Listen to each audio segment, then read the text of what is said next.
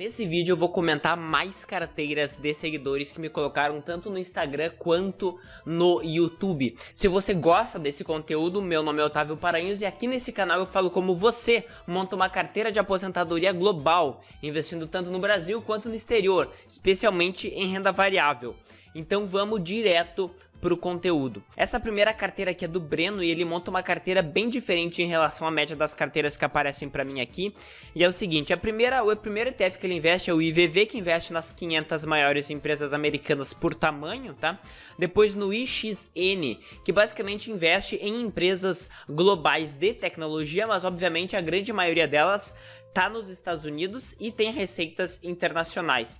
Além disso, ele investe também no Sleeve, que é um ETF que investe em 430 empresas mais ou menos, com fator valor, ou seja, mais baratas do que a média por múltiplos contábeis, como preço sobre lucro, preço sobre valor patrimonial, dentro de um espectro de 600 small caps nos Estados Unidos. Depois ele investe o mesmo percentual, mais ou menos 7 a 8% no IBB, que é um ETF que investe só em empresas de biotecnologia e também empresas farmacêuticas, bem menos empresas farmacêuticas, mas a maioria de biotecnologia nos Estados Unidos, tá? São muitas empresas, são mais de 200, são 210 mais ou menos, e elas são em média capitalização de mercado, tamanho médio é de 30 bilhões de dólares, o que é bem menor do que as grandes empresas americanas. Além disso, também é um ETF especializado em empresas de semicondutores, ou seja, empresas também de tecnologia bem maiores, nesse caso apenas 25 empresas com tamanho bem maior. Além disso, ele investe em um ETF que apenas seleciona empresas que investem em energia limpa, como por exemplo biomassa, energia solar e energia eólica, tá? Depois disso, investe de maneira neutra em todas as empresas do mercado desenvolvido fora dos Estados Unidos e também nos mercados emergentes fora dos Estados Unidos, tá?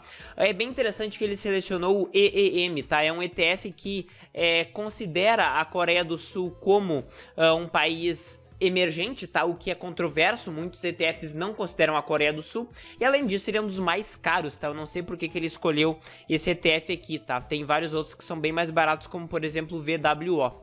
Então quando a gente observa o diagrama da carteira dele, fica tudo meio misturado, né? Porque, por exemplo, essa IXN, que é um ETF que investe em empresas globais de tecnologia, acaba investindo parcialmente tanto nos Estados Unidos nas maiores, quanto nas médias, quanto nas empresas dos países desenvolvidos fora dos Estados Unidos, quanto em países emergentes um pouquinho aqui.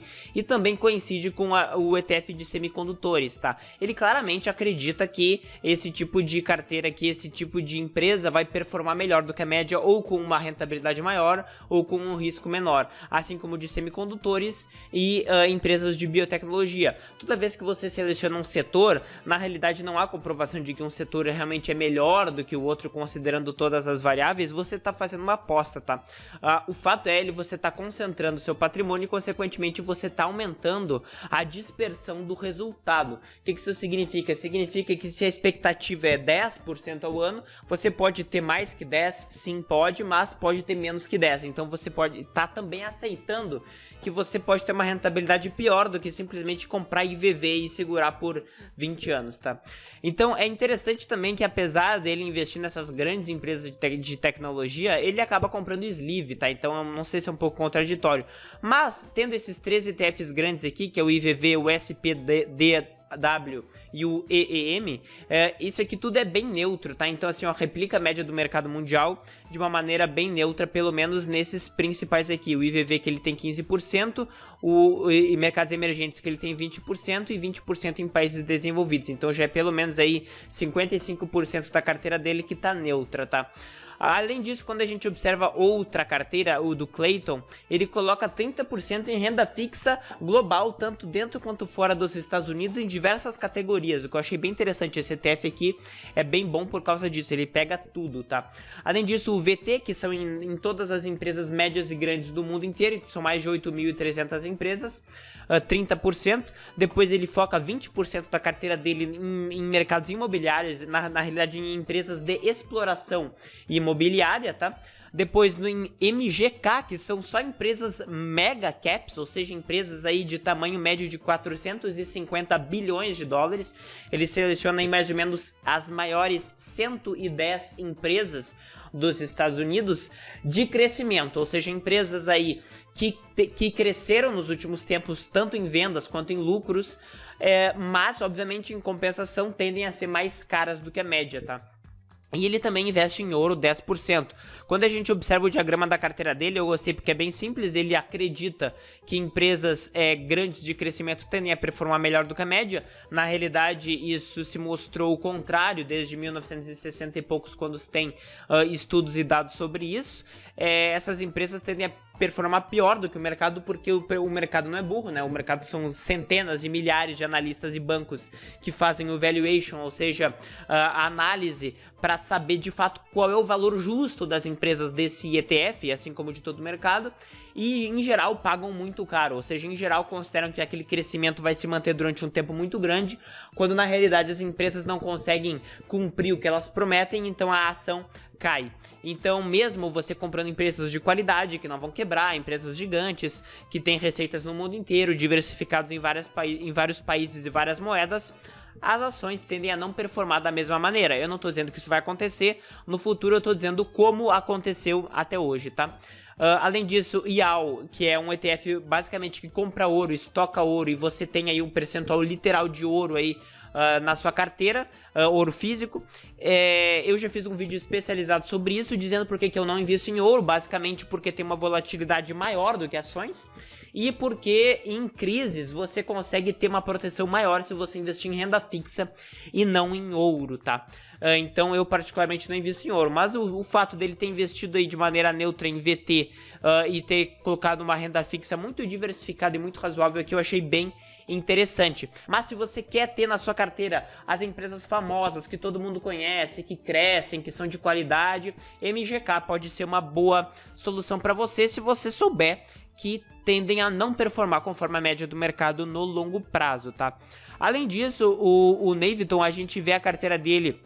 Eu achei interessante que ele investiu em VT, que é um ETF que investe em todas as empresas grandes e médias mundiais, Sleeve, empresas pequenas com fator valor, e ele investe também no IJR, que é um ETF que seleciona o mesmo, na realidade, o mesmo hall de empresas do Sleeve, que é o S&P 600 Small Caps, ou seja, é a empresa Standard & Poor's que seleciona 600 Small Caps, e o Sleeve ele apenas seleciona dentro dessas 430 com fator valor. Ele investe no outro ETF que investe de forma neutra nessas 600. Então ele investe duas vezes nessas empresas, mas obviamente ele dá um peso aqui de 10% em cima dessas que tem fator valor mais forte, tá?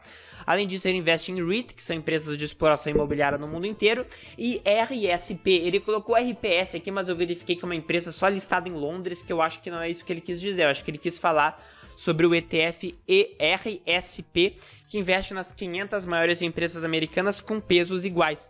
Quando a gente olha o diagrama da carteira dele, como é que fica? A gente observa que ele investe duas vezes nas mesmas small caps, tá?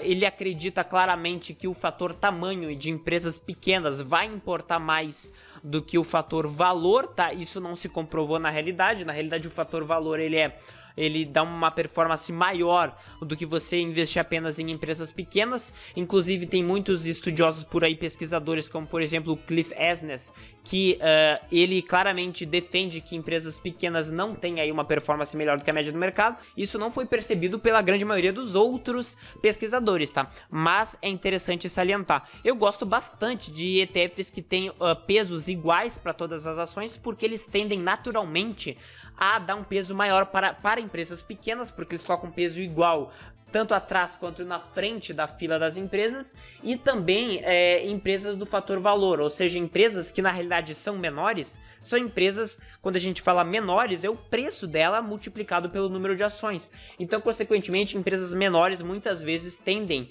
a ser mais baratas do que a média, do que as empresas que são grandes, tá? Então, a RSP tem um fator valor maior e um fator tamanho, ou seja, empresas menores, um fator tamanho mais acentuado do que o índice médio do S&P 500, tá? Então é bem interessante, eu gosto bastante dessa carteira dele, salientando que isso aqui é um peso muito maior nos Estados Unidos, tá? Ele poderia ter colocado alguma outra coisa fora dos Estados Unidos para dar uma equilibrada. Claramente essa carteira dele aqui vai predominar os Estados Unidos de longe. Então é mais ou menos esse o conteúdo que eu queria passar pra você. Se fez sentido esse tipo de conteúdo, coloca nos comentários aqui a sua carteira, porque talvez eu considere ela para o próximo vídeo. Se você gostou, dá um like, se inscreve no canal e ativa as notificações para não perder nada que eu for colocando aqui. Beleza? Valeu!